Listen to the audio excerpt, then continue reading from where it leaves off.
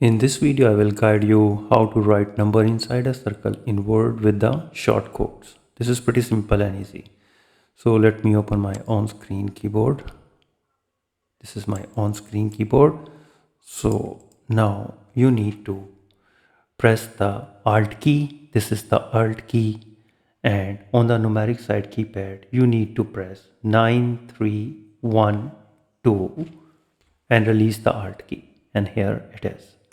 And if you want to type 2, then you need to again press Alt key and press 9313. And again Alt key, press the Alt key 9314, and this is 3.